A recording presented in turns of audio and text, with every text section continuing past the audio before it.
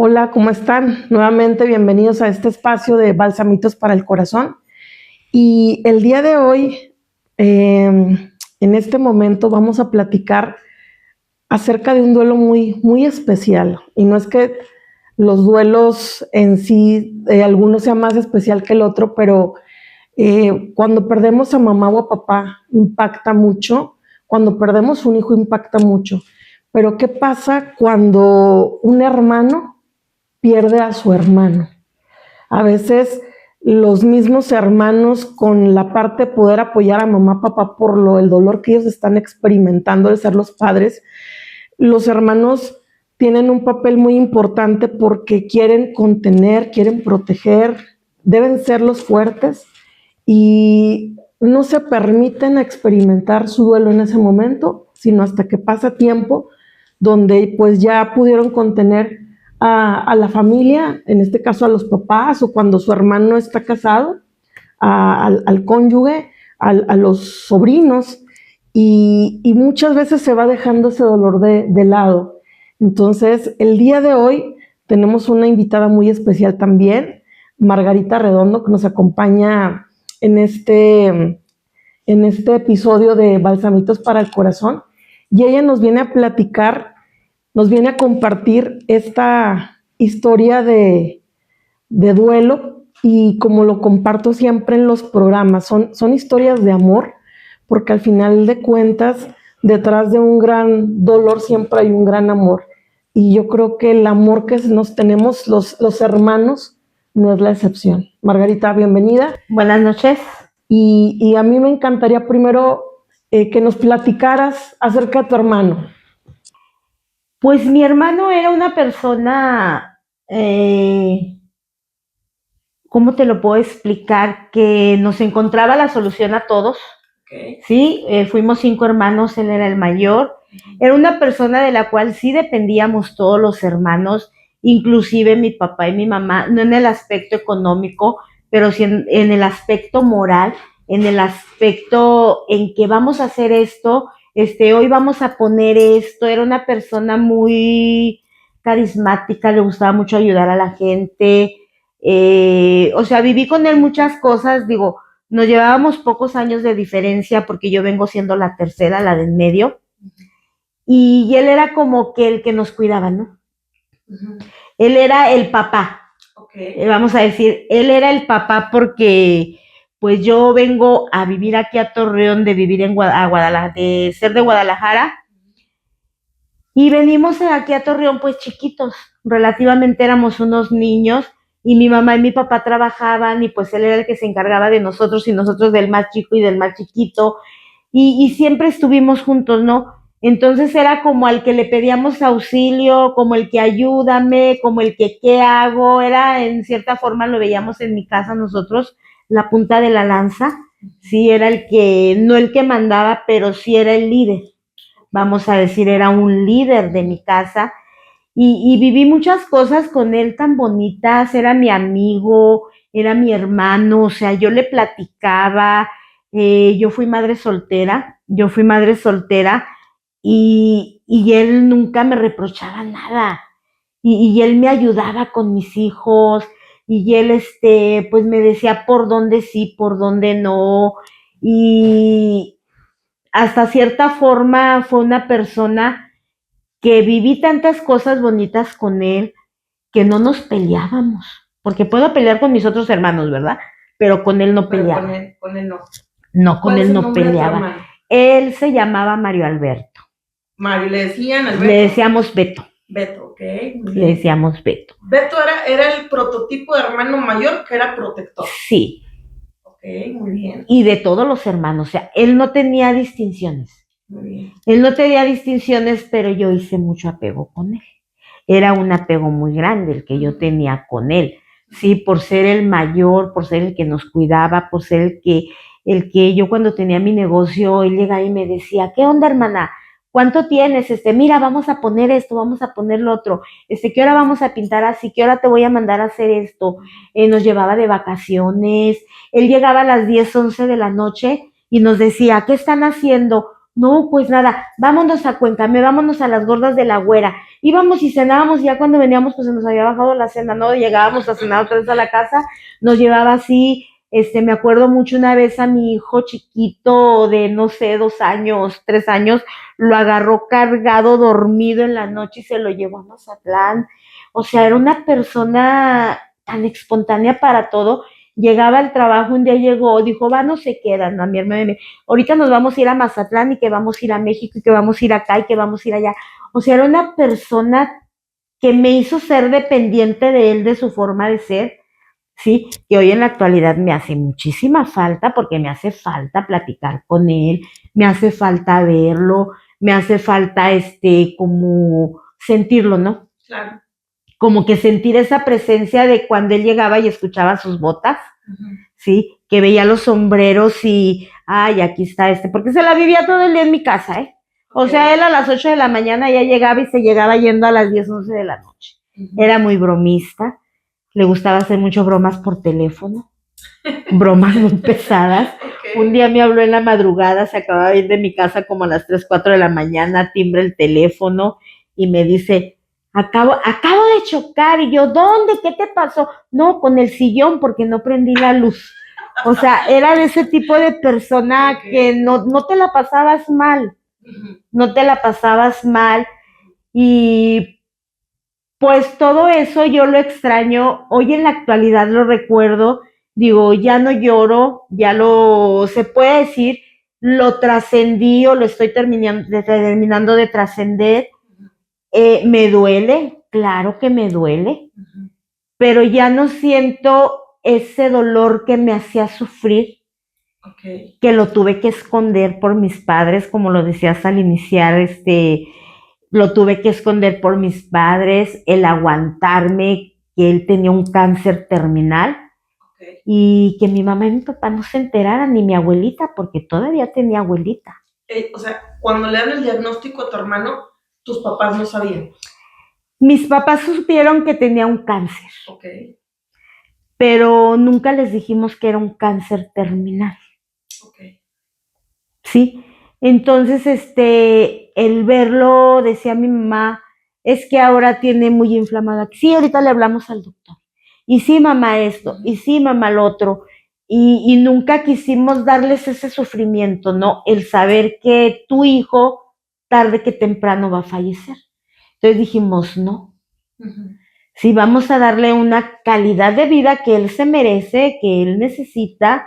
De hecho, se quedó en la casa de mis papás, ya no se fue a su casa, ahí estuvo, pues sí, sus comidas, sus pastillas de la quimioterapia. A él le descubrieron un tumor en el colon, el cual ya había hecho metástasis y pues ya no hacía nada más, no podían hacer nada más, ¿sí?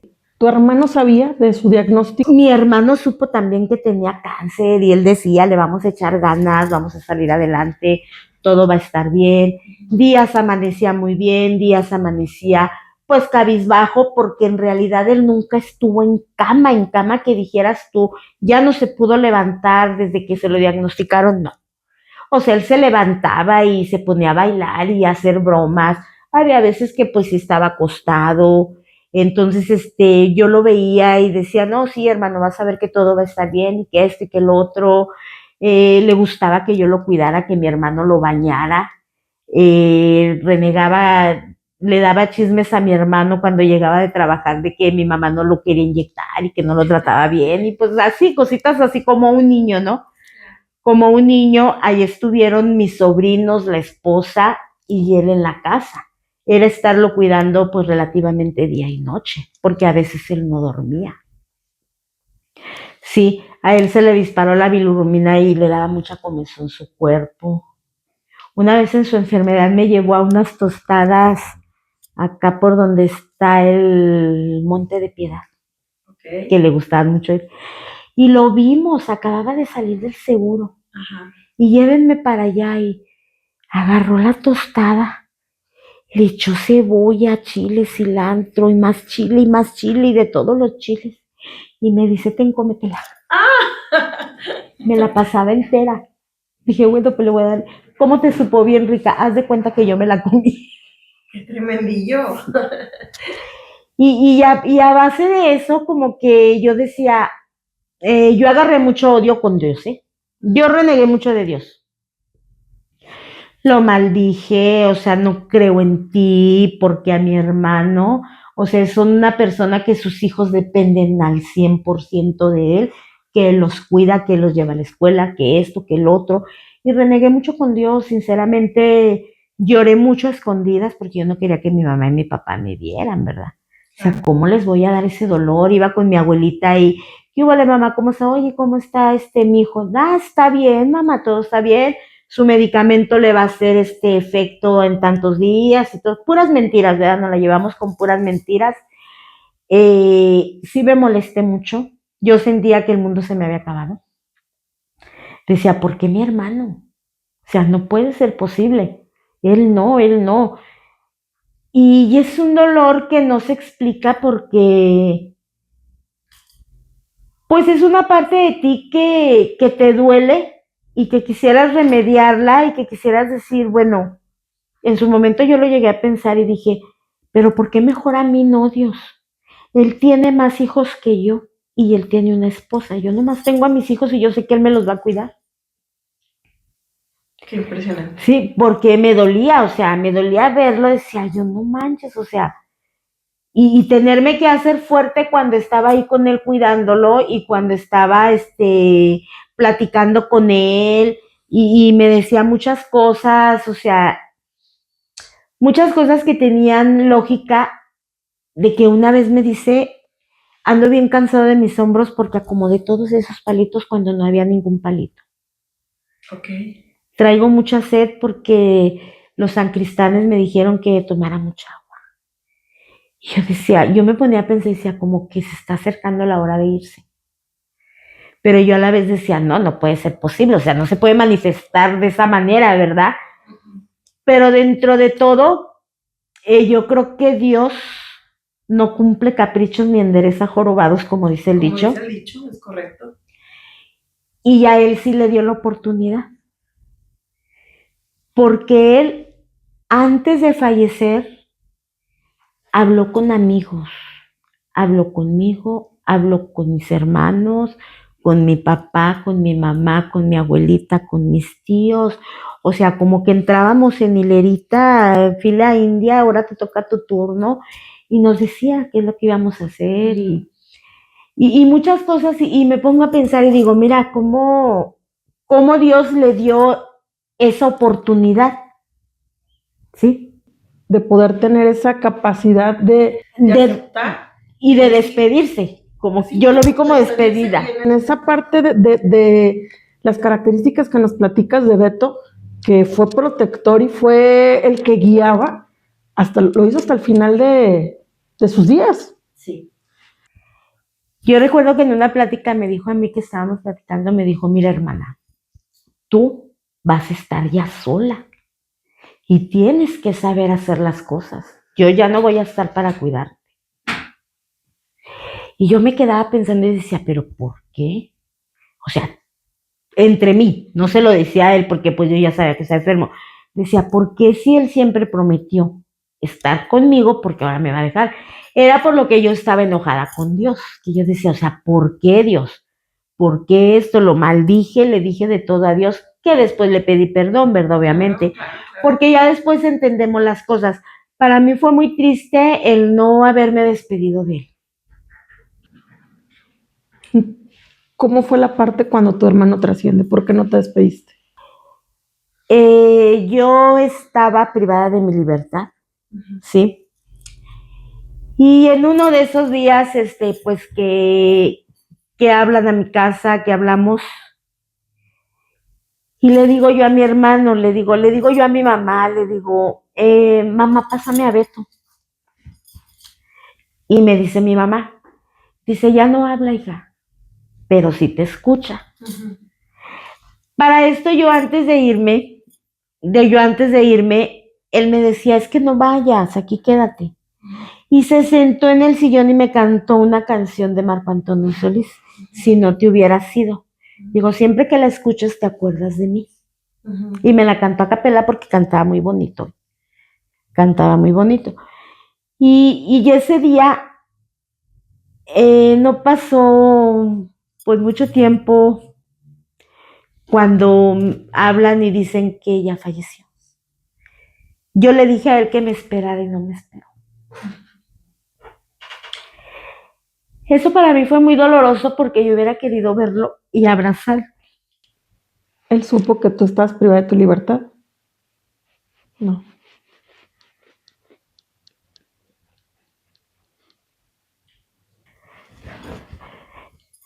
Pero yo creo que él lo intuía. Okay.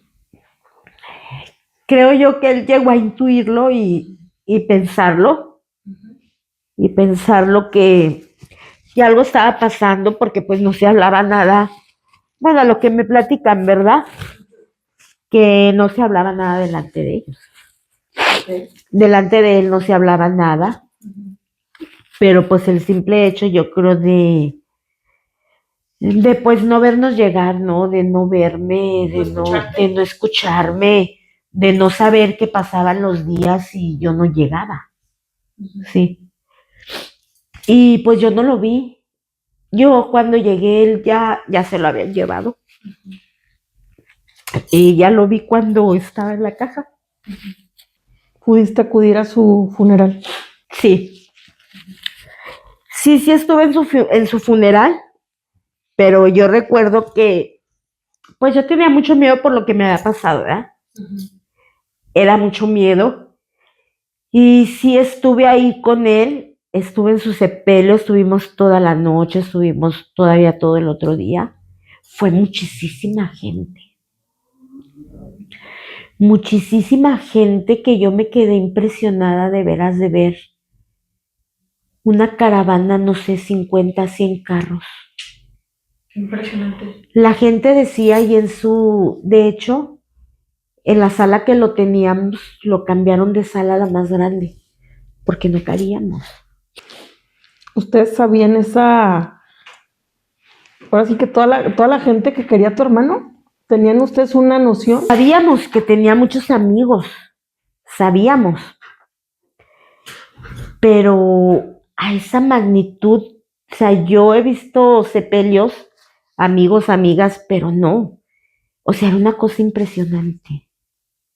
¿Qué les decían los amistades? La gente no cabía, o sea, la gente nos daba el pésame y se fue loco y se fue Beto y porque tenía muchos apodos él, de mucha gente, porque él estuvo en un grupo de alcohólicos anónimos, él estuvo en un grupo de alcohólicos anónimos, pero después tuvo una recaída y otra vez volvió. Y mucha gente lo conocía, o sea, era impresionante toda la gente que lo conocía, porque él era una persona que se quitaba la camisa por toda la gente. Nos enojábamos porque a las indias les daba hasta 50, 100 pesos. O sea, era así. Y ver toda esa gente que desde que estuvo enfermo, todos los días tenía visitas. Y no faltaba quien le llevara fruta, quien le llevara comida, quien le llevara pescado, quien le diera dinero a mi mamá. Y mi mamá no se los quería agarrar. No tenga.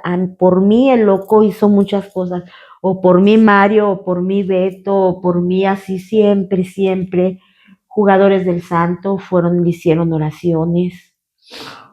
Pedro Muñoz, el del Santos, era muy amigo de mi hermano.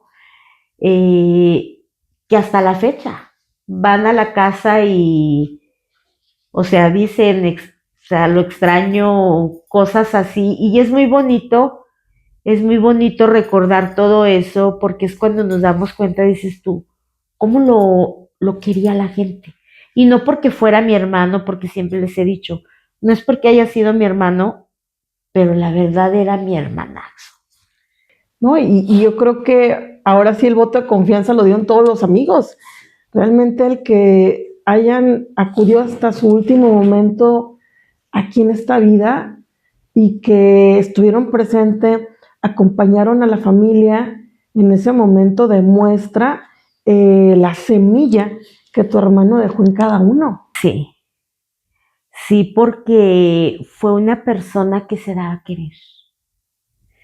Fue una persona que si no tenía, Buscaba la manera. buscaba la manera. Porque no fue una persona millonaria. Todo lo que él hizo muchas cosas, pero las hizo él. Nadie le ayudó y nadie le dio. Nadie le ayudó y nadie le dio. Y al menos con su familia siempre se portó bien. Él nunca separó nada con sus hijos. O sea, a sus hijos los dejó asegurados y a nosotros nos dijo, para mis hijos es esto y esto y esto y esto y esto.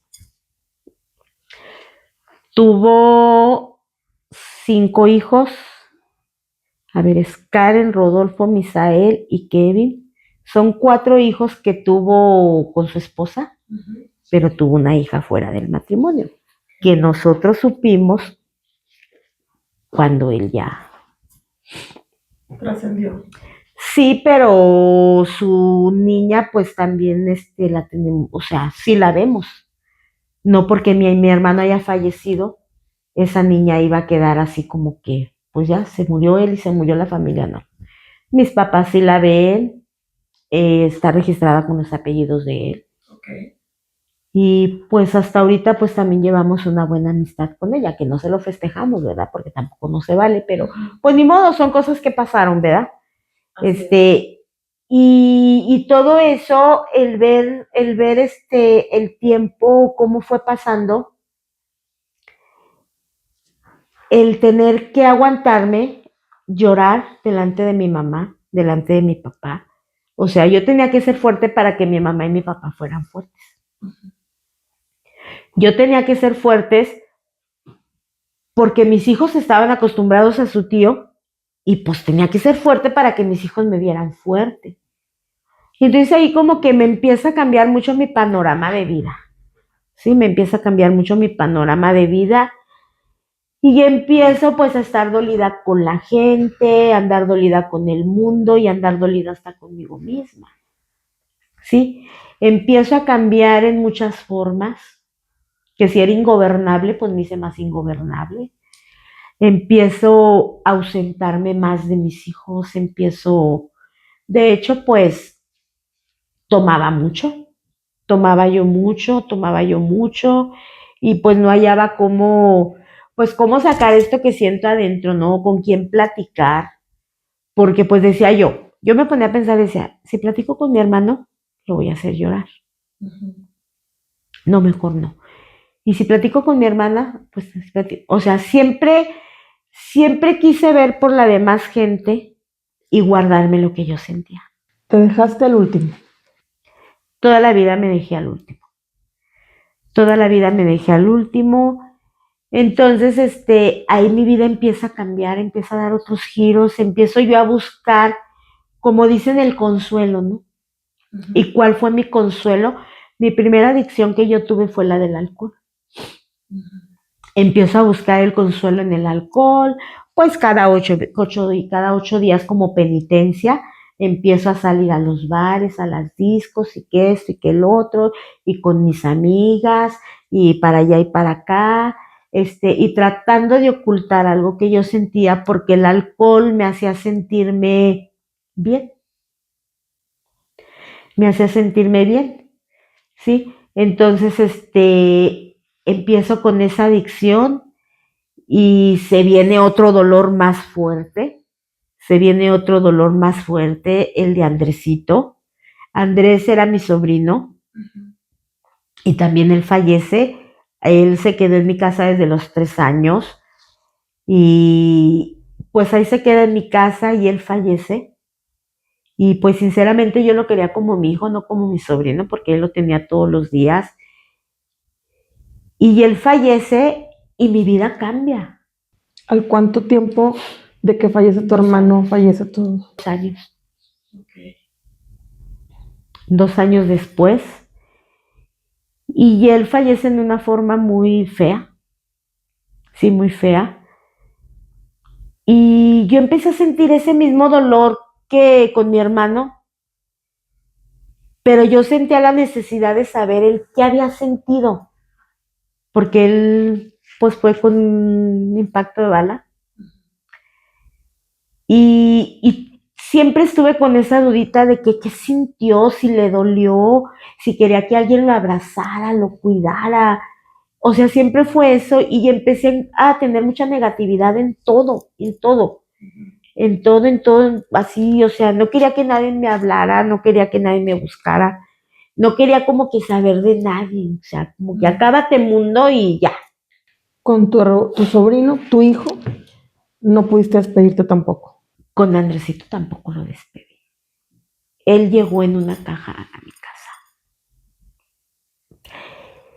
que pues me hubiera gustado que hubiera llegado caminando, ¿verdad? Pero también lamentablemente llegó en una caja.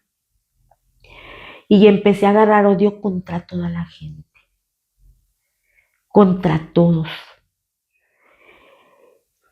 Y mi vida también ahí empieza a hundirse más, a hundirse más, a hundirse más, a hundirse más. Y pues empiezo con mi adicción del alcohol y empiezo a salir y se me olvidan mis hijos, la verdad. O sea, dejo a mis hijos también en un lado y empiezo y trato de tapar esos agujeros con resentimiento hacia mi mamá.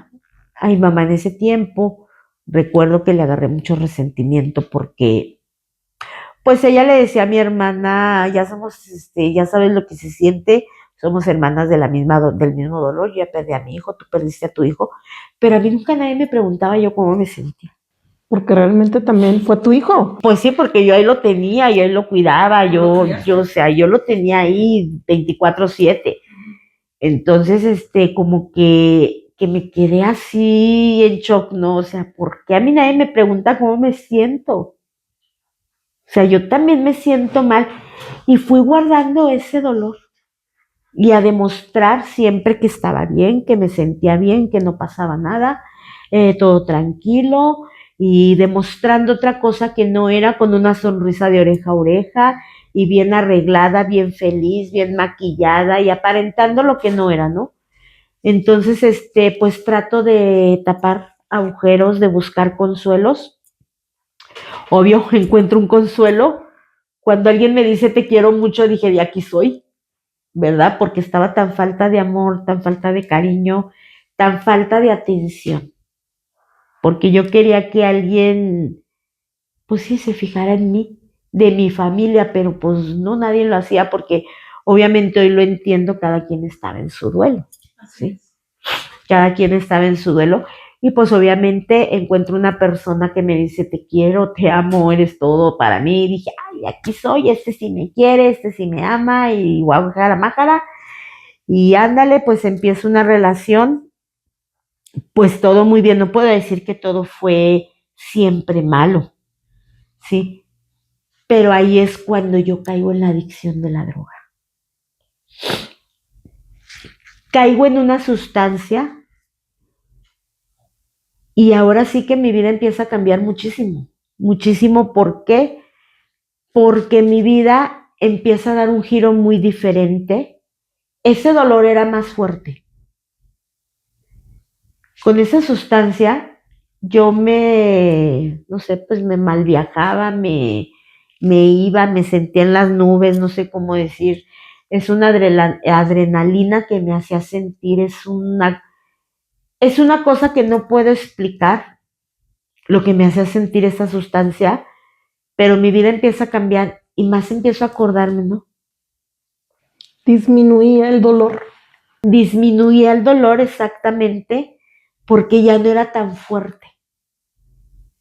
O sea, me hacía sentirme mucho mejor, me hacía sentirme como que más libre. Ahora sí ya no me duele nada, aunque me dolía, pero ya no me dolía igual.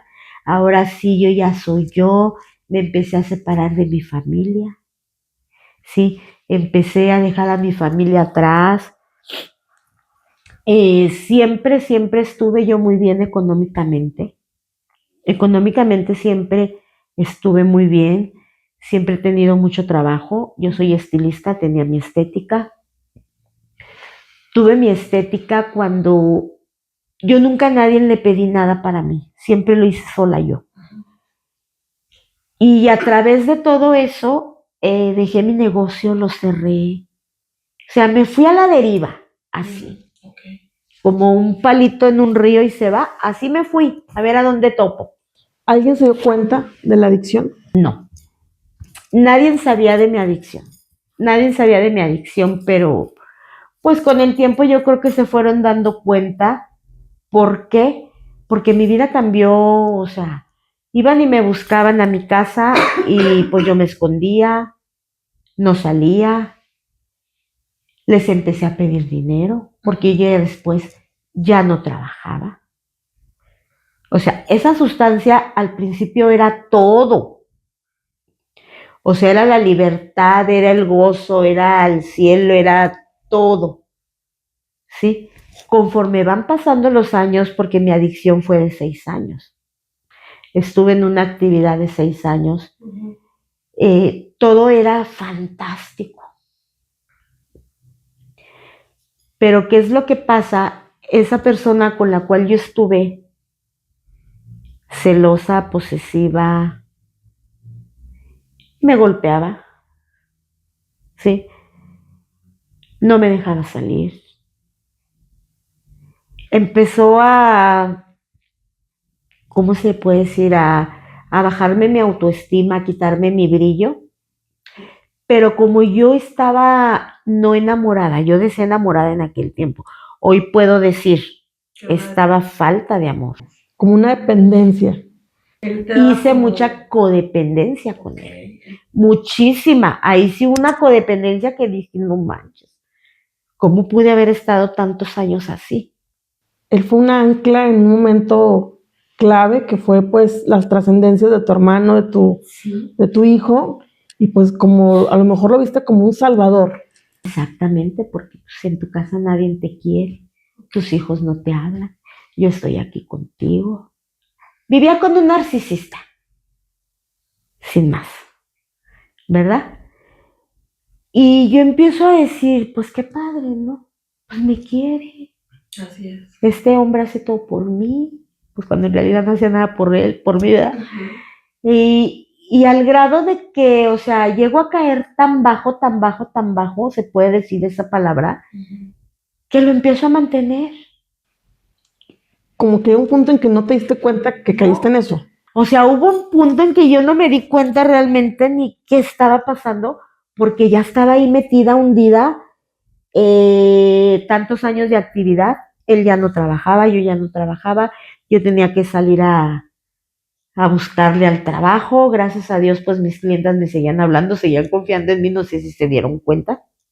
Algunas sí se dieron cuenta porque en la actualidad las estoy recuperando y me dicen, Margarita, es que andabas tan mal, te veías tan mal, Margarita. Y ahora yo les digo, ¿y por qué nunca me dijeron? Pues claro que nunca me iban a decir, ¿verdad?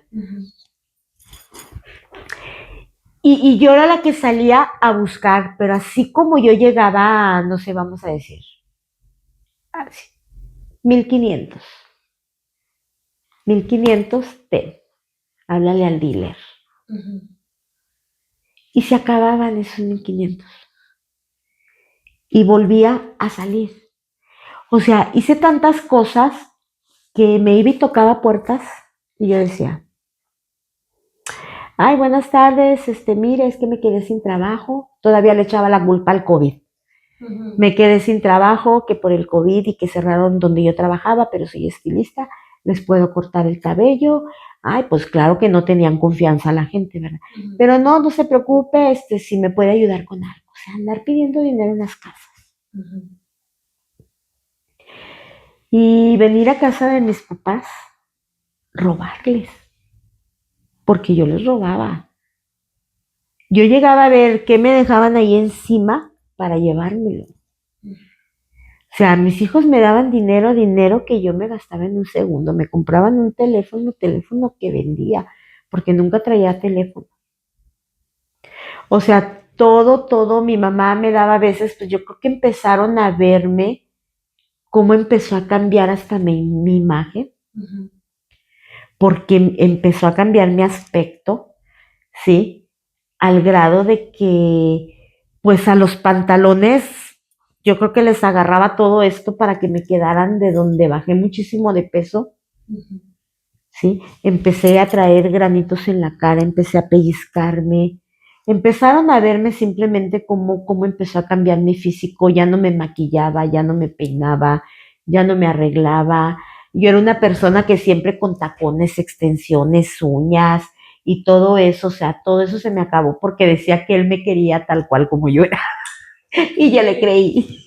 Okay. Entonces, yo empecé a dejar todo eso y cuando estaba yo ya en la actividad empiezo a bajar de peso, a bajar de peso, a bajar de peso. Yo ya no comía porque esa sustancia quita el hambre, quita el sueño. Yo llegaba a durar así bajita la mano hasta un mes sin dormir.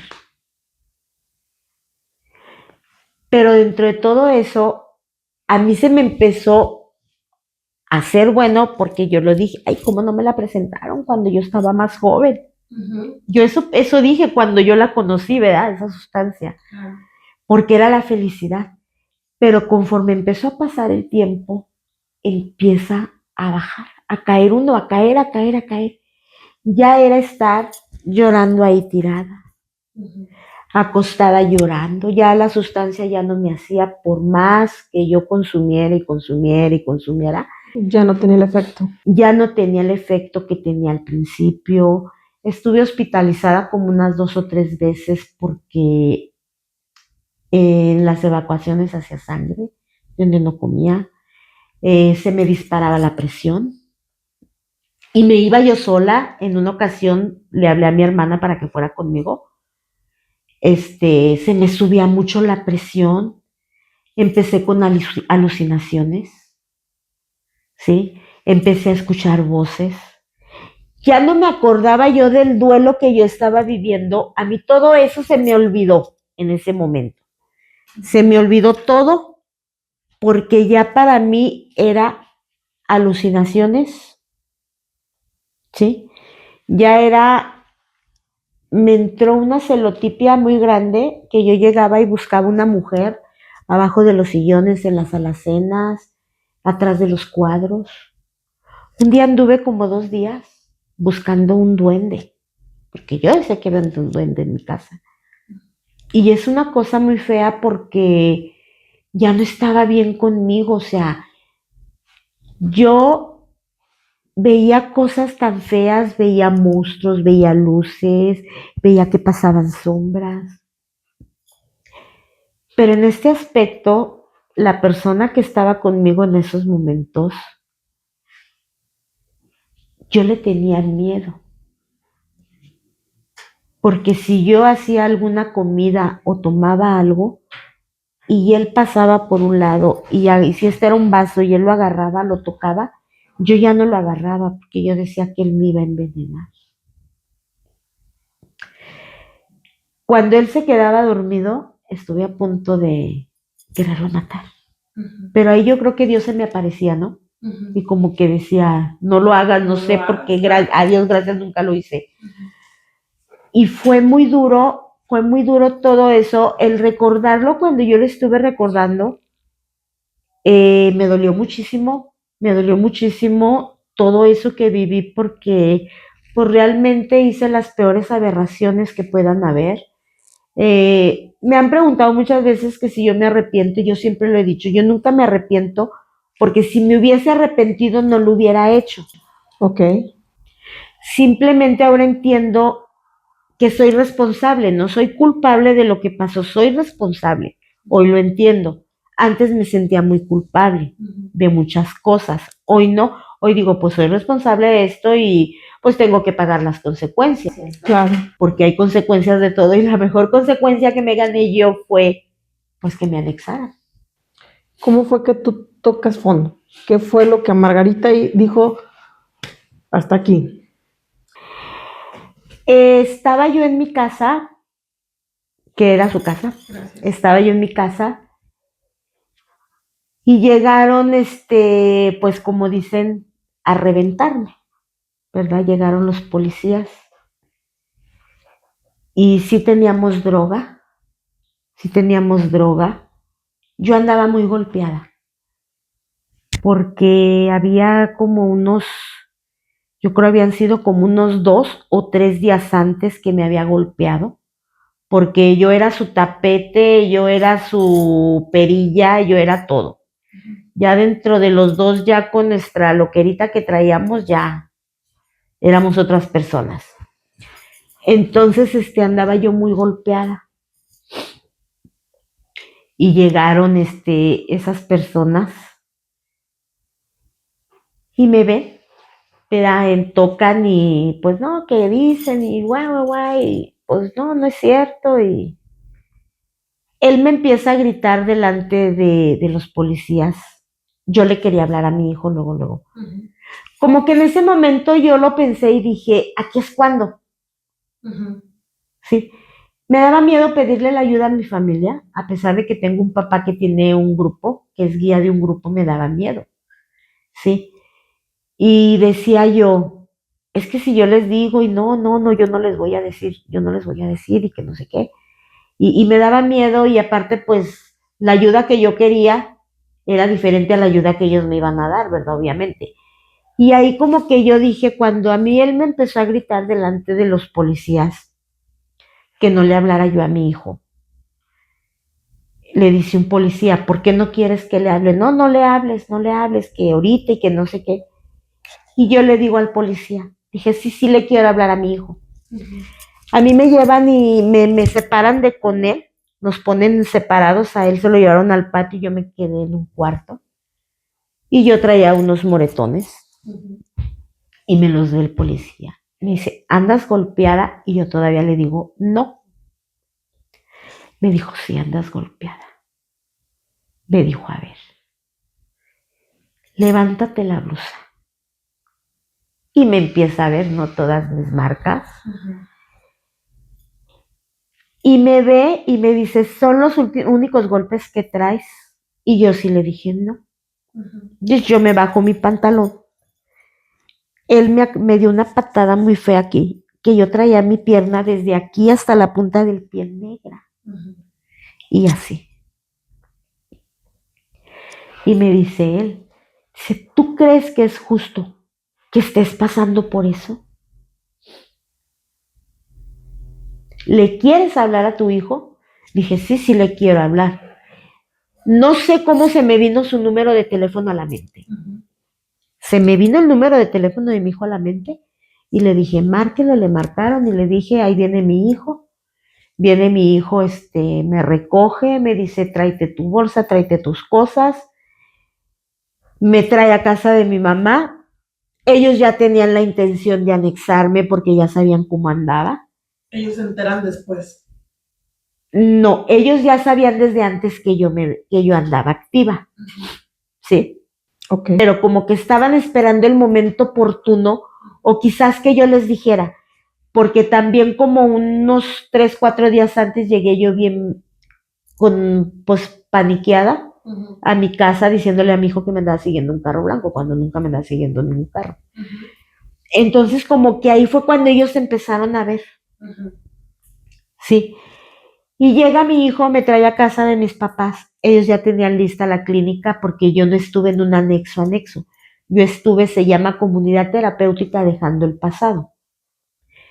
Entonces, me empiezan a decir todos ahí en mi casa que fuera con una psicóloga, que para que hablara conmigo y que no sé qué, y que esto y que el otro, pero dentro de todo, yo decía, no, es que yo tengo que regresarme con él. ¿Cómo lo voy a dejar solo? ¿Sí me explico? Y yo con tal de que no me estuvieran diciendo ya nada, yo les dije que sí. Le dije, sí, vamos. Y ahí voy, en ese momento ya era muy noche, eran pues ya noche. Y me dicen, ¿vas a ir? Sí, voy a ir. Yo con tal de que me estén fregando, ¿verdad? Así lo pensé. Okay. Sí voy, vámonos ya, para que me dejen irme a mi casa y todos felices, todos contentos. Pues me llega una patrulla, pues yo dije, ¿por qué en una patrulla, no? No, que mira que nos va a acompañar y que no sé qué, y pues me trepé a la patrulla, mi mamá se va conmigo en la patrulla, llego allá a la clínica esa, me reciben. No, pues ¿qué pasa? Le pasó una puerta y me sientan en un sillón y me cambian de ropa y yo, ¿qué pasó? Yo, ¿qué pasó? No, mira, es que vas a estar en un lugar mejor y que mire, que dije, ya, me encerraron. Me encerraron, obviamente me enojé muchísimo me enojé. ¿Y por qué me encerraron a mí? Yo no necesitaba la ayuda, siempre pues protegiendo la enfermedad, ¿no? Porque es una enfermedad la que yo tenía. Y es una enfermedad que sigo teniendo, se puede decir. Y empiezo a enojarme y pues no quería yo estar encerrada. O sea, ¿por qué me encierran? Pero dentro de ahí empiezo yo a tocar ese fondo, que era lo que me estaba hundiendo. Y empiezo a ver, dije, bueno, llegó un momento en que dije, pues si ya estoy encerrada, ya para qué me enojo. Ni modo que les voy a tocar y me abran la puerta para irme, o me pueda brincar las bardas, o qué. Dije, pues ya, entonces voy a hacer lo que tengo que hacer aquí. ¿Cuántos días tardaste en poder caer en esa mentalidad de que pues ya estoy aquí, pues voy a ver qué voy a hacer?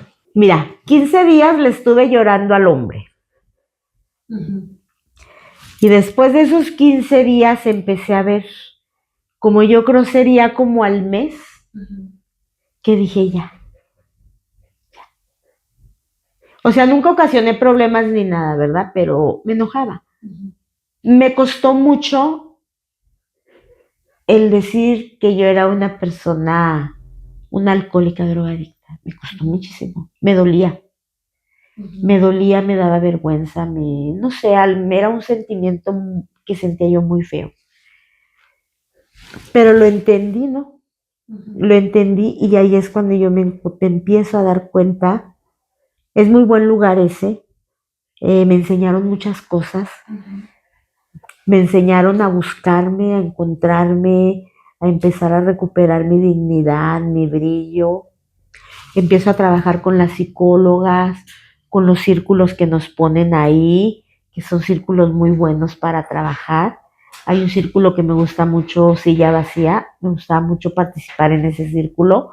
El sentar a una persona fallecida, una persona viva, era un momento de liberación, el decirles todo lo que les querías haber dicho. Ahí yo a mi hermano lo sentaba mucho y le decía, te hubiera querido dar un abrazo, pero qué bueno que te tengo aquí, te voy a abrazar, te voy a querer. El darle las gracias por haber sido mi hermano, el darle las gracias por haberme enseñado, el sentar a Andrés y decirle gracias, mi amor, por haber llegado a mi vida antes de que yo tuviera hijos, ¿sí? El decirlo, te quiero mucho, te extraño, pero te voy a dejar que te vayas, ya no te voy a llorar. Ese círculo me encantaba. Te ayudó a sanar. Me ayudó a sanar. Ese círculo fue el que a mí me ayudó a sanar. Porque ahí también senté a esa persona y le dije hasta de que se iba a morir, como también le di las gracias, ¿verdad? Así es. Ese círculo fue el que a mí me ayudó mucho a sanar. Pero también dentro de todo fue porque yo quise sanar, porque yo quise salir de ese agujero. ¿Sí? Porque yo empecé a ver mi vida y dije, no, a mí no me gustó esa vida. Hoy por hoy digo, solo por hoy no quiero tomar, solo por hoy no me quiero drogar. Mañana quién sabe, ¿verdad? Pero por hoy no lo quiero hacer. Y ese es mi dicho todos los días, no estoy exenta a volver a caer, ¿sí? Pero por hoy yo no lo quiero hacer. Es difícil, es muy difícil, es muy difícil. Pero ahora que yo ya he sanado lo que a mí más me dolía, lo que a mí era lo que yo quería que la gente supiera lo que yo sentía, no conmiserarme, no conmiserarme de mí ni decirme, ay, pobrecita, quiero que me abracen y me digan, pobrecita, mira, no. Pero sí el decir, hoy ya no me duele hablar de eso. Me dolía mucho hablar de la persona, me dolía mucho hablar de Andrés y de Beto. Escuchaba una canción y lloraba. Y me quería morir, y me quería cortar las venas, y quería no sé qué hacer. Ahora no. Hoy recuerdo con mucho gusto, con mucha alegría. Hoy recuerdo y digo, mira, qué bonitos momentos me dejó Andresito. Mira, qué bonitos momentos me dejó mi hermano. Sí, me duele, sí me duele, pero ya no me lastima. Ya no sufres. Ya no sufro, ya no sufro, ya ese dolor ha cambiado, ese sufrimiento ha cambiado. Sí, pero porque he buscado la ayuda, porque gracias a Dios y a mis hijos y a mis padres que me tuvieron que pagar un internado, que digo, qué vergüenza. Gracias a ellos, digo, mira, pude salir adelante. ¿Cuánto tiempo estuviste en el centro? 6 meses y medio. Estuve 6 meses y medio y son 6 meses y medio que al principio yo los veía como que, híjole, medio año de mi vida se me fue nada. No es cierto. Medio año de mi vida me enseñó a vivir. Me está enseñando a vivir. Medio año de tu vida te dieron herramientas. Me dieron herramientas exactamente para poder salir y afrontar la vida aquí afuera. Y que el día de hoy sigo yendo a ese lugar. El día de hoy todavía sigo yendo. Si Dios quiere, el 25 de abril cumplo mis 4 años de sobriedad. Y digo, qué padre. Pero estos 4 años han sido diferentes a mis 51 años atrás. Yo voy a cumplir 56 años. Mis 51 años de atrás son muy diferentes a estos 4 años. Estos 4 años me he estado enseñando a vivir, me he estado enseñando a brillar, me he estado enseñando a buscarme. Les decía yo a mis compañeras, siempre se los he dicho, yo soy un rompecabezas que me estoy armando, que estoy buscando las piezas. Sí, y todo lo que yo viví 51 años atrás, para mí ya pasó. Ya pasó. Yo me voy a fijar por el día de hoy. El mañana todavía no llega, el ayer ya pasó. Entonces yo nomás voy a estar ahora. Así es. ¿Qué es lo que me ha hecho como que, vamos a decir, mi mente más fuerte? Porque sigo teniendo una enfermedad. Hoy en día es algo que la verdad es una experiencia muy enriquecedora la que nos estás platicando.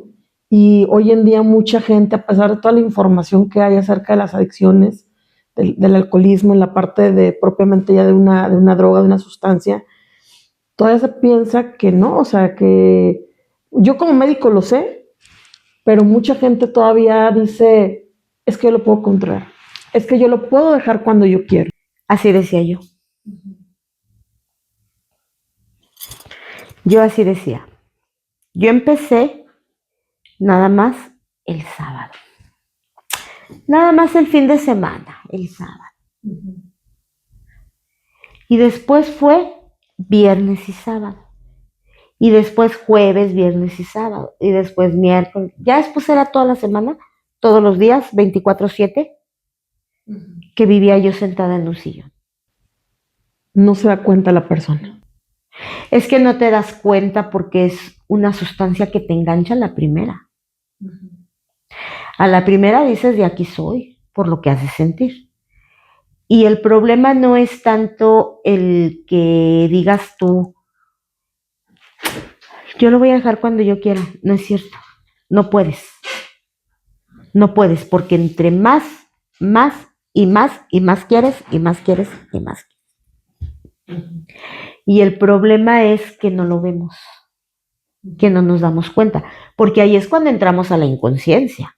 Todo lo que hacemos lo hacemos inconsciente. No justifico, pero muchas de las cosas que se hacen, pues estamos en una inconsciencia, ¿sí? Nuestra mente no está al 100%, ¿sí? Nuestra mente no está al 100% y ahí es cuando empezamos a hacer muchas cosas por causa de. Entonces, hoy en la actualidad platico con personas que conozco que están igual que yo, unas con adicciones, otras sin adicciones, pero que viven lo mismo que yo estoy viviendo y digo, no manches, si estamos aquí es porque nos tuvimos que encontrar, porque yo quisiera, no sé, compartirles, decirles, mira, veme, aquí estoy, se puede porque se puede. Que no quieran es otra cosa, porque hay muchas que no quieren, ¿verdad? Pero se puede porque se puede. Me daba mucha vergüenza porque digo, híjole, ya tan grande, ya siendo abuela, ya mis hijos grandes, no, decía, no puede ser posible, ¿cómo? Pero pues ni modo, es una experiencia que me tocó vivir, por algo me tocó vivirla también, lo digo ahora, por algo me ha tocado vivir lo que yo estoy viviendo. Sí, Dios nunca se equivoca con lo que nos manda. Obviamente Dios no iba a decir te vas a ir a una sustancia, ¿verdad? Pero es parte de. Y yo hoy por hoy digo, pues, si la vida me está dando oportunidad y si puedo ser diferente a 51 años atrás, pues, ¿por qué no lo voy a hacer? Claro. Yo quiero preguntarte algo. ¿Qué hay de trasfondo en el consumir una sustancia? Porque luego a veces mucha gente dice, es que fue curiosidad, es que me lo ofrecieron para no desentonar con el grupo. Pero yo, por lo que platico con los pacientes, cuando hemos tocado que me comparten en el consultorio que hubo un consumo que todavía sigue habiendo, yo veo un trasfondo emocional, pero a mí me gustaría que tú me compartieras cuál es tu conclusión después de todo esto que viviste y que aparte me has platicado que ahorita también estás preparándote para seguir apoyando a partir de esto. ¿Qué hay de trasfondo en que una persona busque una droga, una adicción? Es la enfermedad emocional que tenemos, que somos débiles de mente, ¿sí? Porque sí influye mucho el que te lo inviten, en que estás en un grupito y no falta quien lo lleve, quien esto, quien lo otro, sí influye algo. Si no quieres, no lo haces. Si no quieres, no lo haces. Pero ¿qué es lo que te influye? Cuando te encuentras a una persona que empiezas a platicar con ella, que ella es consumidora. No, es que fíjate que no, tú y yo estamos iguales, también a mí me pasó eso y esto otro. Y está con su actividad, pero no, mírate, y ahí va. Y es cuando te enganchas en lo emocional, que piensas que se te va a olvidar, que piensas que ya no te vas a acordar, que ya no te va a doler. Y sí te pasa. Pero conforme pasa el tiempo, es peor. ¿Tú recomendarías a personas que ahorita incluso pues nos van a escuchar que ni siquiera probarla? Pues sinceramente, a la persona que se las lleguen a ofrecer, que se las lleguen a enseñar, o sea, yo de veras así, ni la prueben, ni siquiera les hagan caso, porque esa sustancia, a la primera te engancha esa sustancia y te hace perder todo. No pierdes a tu familia, tú te alejas de tu familia, porque ahí los consumidores siempre decimos, es que yo perdí a mi familia, no, nos alejamos de la familia. No los perdimos, nosotros fuimos los que hicimos a un lado a toda nuestra familia, ¿sí? Y esa sustancia, cualquier sustancia, porque puede ser alcohol, puede ser personas ludópatas, mitómanas, todo eso, esos son todos también son enfermedades emocionales. Así es. ¿Sí? Son enfermedades emocionales. Y yo recomendaría, la verdad, al 100% a mí, ni siquiera tengan contacto con esa sustancia. O sea, es mejor cuando uno se siente mal acudir a un psicólogo, cuando es con personas que ya fallecieron, un tanatólogo, ¿sí? O buscar una ayuda con alguien, buscar ayuda, porque también el guardarse todo y eso, híjole, es una cosa muy tremenda. Muy tremenda. Yo hoy en la actualidad tengo ansiedad, sí. He tenido unas crisis de ansiedad muy feas que son a consecuencia de. A consecuencia de tengo mis crisis de ansiedad porque pues ya no nos queda bien el cerebro, ya no nos quedan bien las neuronas, o sea, nos echamos a perder todo, ¿sí? O sea, hay efectos secundarios después de que dejas de consumir. Así es. Y son muy feos. Te cobra la factura, exactamente, te cobra la factura. Digo, pero yo gracias a Dios, hoy por hoy puedo decir, bueno, ya tengo 55 años, voy a cumplir 56, digo, ya voy más para allá que más para adelante que las que vienen detrás de mí. O sea, yo ahorita ahí donde estoy y lo que estoy haciendo, todo lo hago para romper cadenas en mi familia. Porque no quiero que mi familia, mis nietos, o sea, mis hijos, mis sobrinos, mis primos, llegaran a caer a donde yo caí, porque es muy triste. Acabamos con la familia, ¿eh? Acabamos con la familia.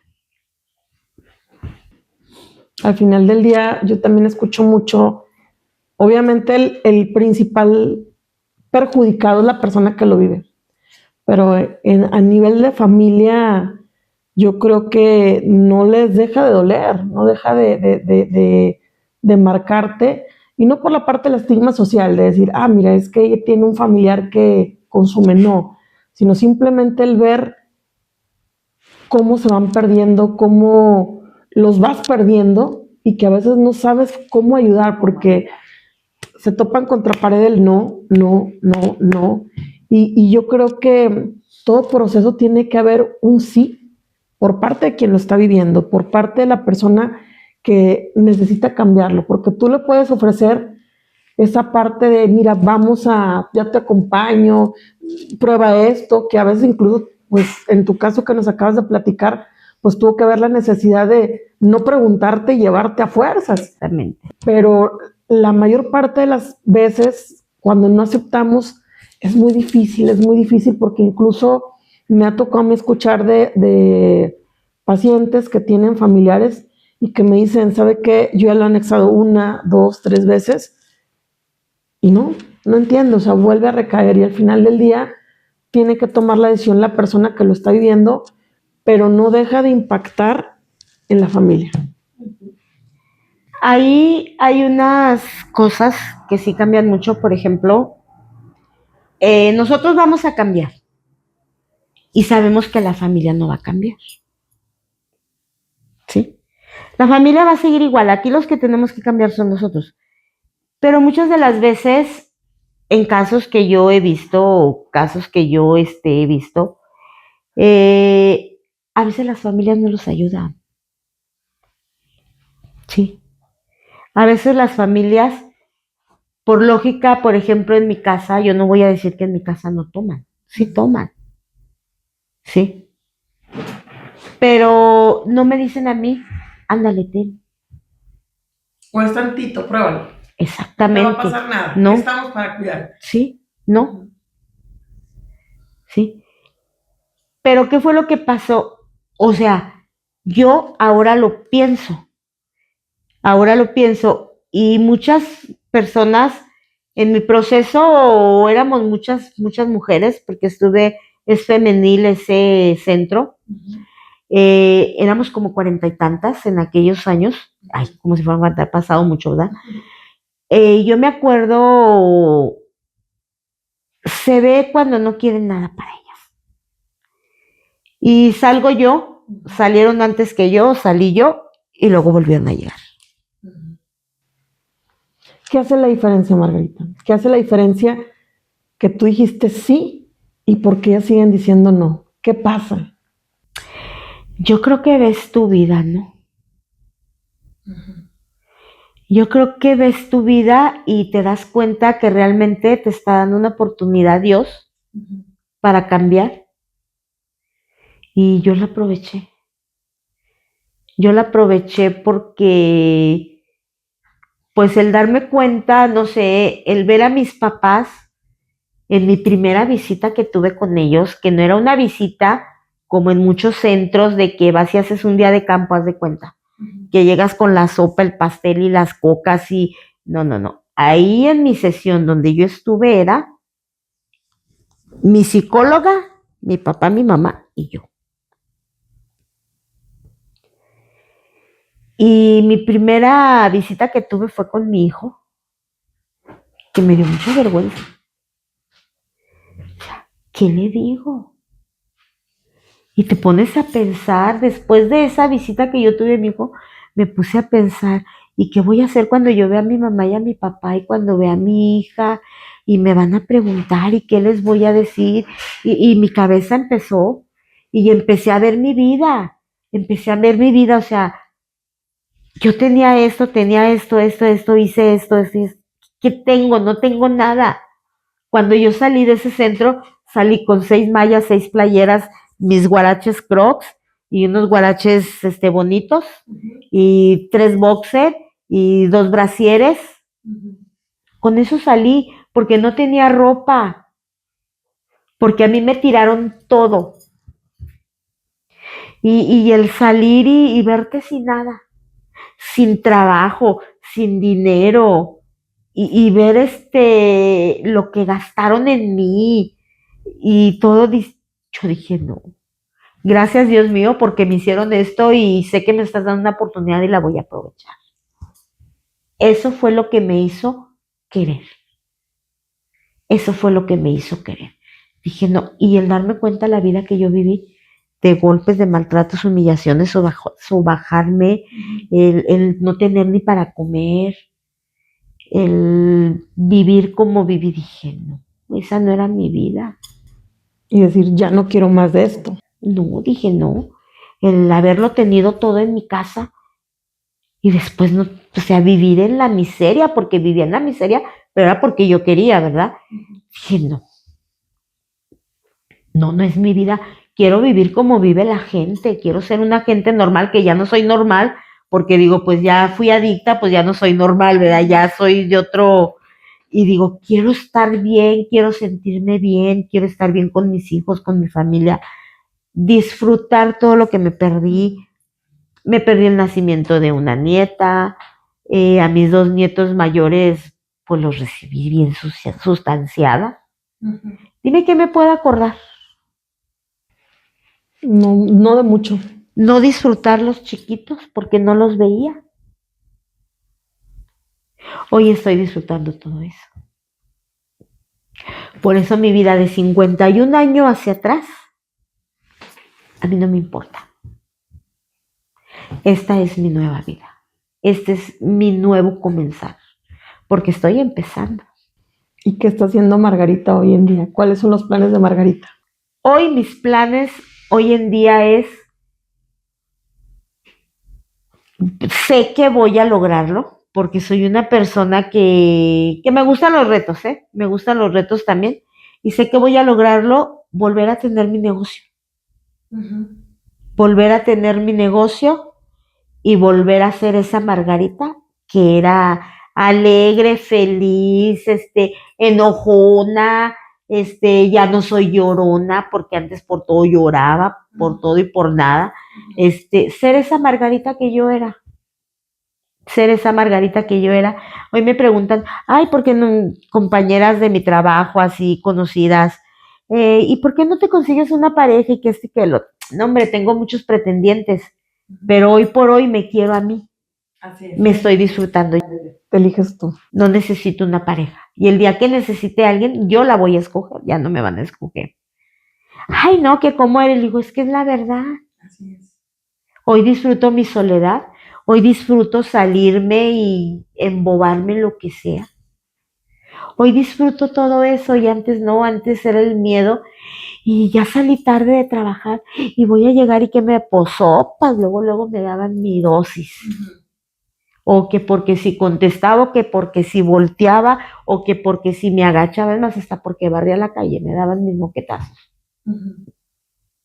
Hoy digo, hoy puedo hacer lo que yo quiera, siempre y cuando sea, pues bueno, ¿verdad? No voy a hacer cosas malas. Cosas que te sumen y que te sigan dando ese crecimiento que estás buscando. Igual me junto con gente que me suma, ya no me junto con gente que no me va a hacer nada. Sí. O sea, yo mis amistades que yo tenía antes, no tengo ni una.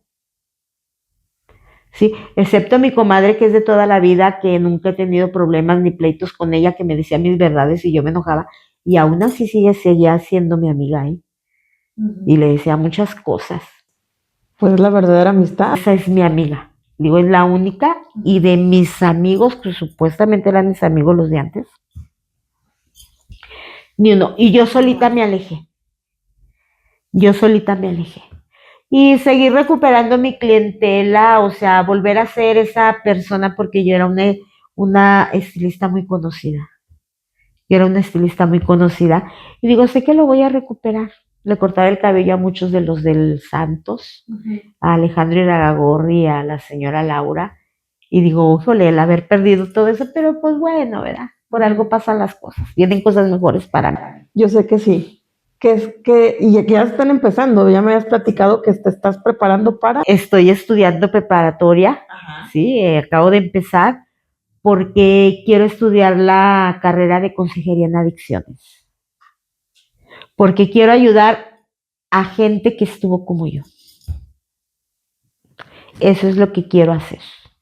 Y eso pues me va a alimentar a mí también, ¿no? Me va a ayudar a mí también. Así es. Eso también a mí me va a ayudar. Sí, porque el ver a una persona así como anda es mi espejo de cómo yo andaba y que no debo volver a andar así. Y yo puedo ser el espejo de esas personas, cómo pueden estar si llegan a dejar una sustancia. Es un trabajo mutuo. Uf, qué belleza esto que nos estás platicando. Así es. ¿Qué nos pudieras decir antes de cerrar esta charla, como algún mensaje para aquellas personas que todavía están luchando contra esa parte, el que a lo mejor, cómo fue lo de un duelo que nos pudo haber llevado a tocar fondo y que ese fondo fue encontrarse con una adicción? Tú que ya viviste esa parte de la pérdida de hermana, la pérdida de un hijo, la pérdida de tu salud, porque realmente estamos aquí comentando que es una enfermedad, la pérdida de tu salud, la pérdida de tu libertad. O sea, tuviste ahora sí que varios duelos y que pues fue eso realmente lo que llevó al consumo. ¿Qué les puedes decir a esas personas que están viviendo ahorita a lo mejor alguna experiencia, sino que a lo mejor hasta van a decir, no, es mi vida, lo que estoy escuchando es mi vida, pero algo parecido de que está diciendo muchas cosas que me están cayendo a mí ahorita, a mi persona? ¿Qué les puedes decir? Pues en este caso, mira, lo que se puede hacer es simplemente buscar una ayuda y aceptar. Porque primero está en aceptar que estamos mal. Sí, aceptar que tenemos una enfermedad. Sí, buscar una ayuda para que no caigan a donde yo caí. Sí, el vivir un duelo, tenemos que vivirlo. Sí, tenemos que vivirlo, no llenar el buchecito de piedritas, porque cuando se revienta es cuando está lo malo. Sí, entonces sí se puede, porque se puede. Y se los digo yo, se los he dicho siempre, se puede todo lo que queremos hacer. Nada más es cuestión de que quieran, porque un duelo se tiene que vivir, no se tiene que dejar así como que, pues ya pasó y ya no. Vivirlo, sentirlo, son 5 fases las del duelo y tenemos que vivir cada una, hasta que llegamos a la parte final, que quedamos en un acuerdo, el duelo y yo, y es cuando nos empezamos a abrir a estar mejor. Así es, Margarita. Y yo la verdad te agradezco mucho el habernos compartido esta experiencia de vida, y yo sé que en todos estos proyectos que estás haciendo, cada uno se va a ir logrando porque traes un propósito muy tremendo de vida, que es el apoyar a personas que están cursando en esta situación que es el apego a una droga, a una sustancia, y el que tú ya hayas vivido esa situación, qué mejor abordaje para ellos que alguien que sabe lo que están pasando. Ahora sí que a ti no te lo tiene que platicar. No. Tú ya lo viviste de primera mano, y que hoy en día eso va a ser también una herramienta que va a apoyar a muchísimas personas. Ojalá y así sea. Pues Margarita, nuevamente te doy las gracias por habernos acompañado a esta parte llamada de Balsamitos para el Corazón, y te agradezco todo lo que nos compartiste el día de hoy, y que pues todos tus proyectos sean muy bendecidos, sean proyectos que se vayan dando a corto plazo, y pues te deseo lo mejor. Muchas gracias y muchas gracias por haberme invitado, y espero pues que les caiga algo de lo que les platiqué, ¿verdad? Para Gracias. que estén bien. No, te agradezco, muchas gracias.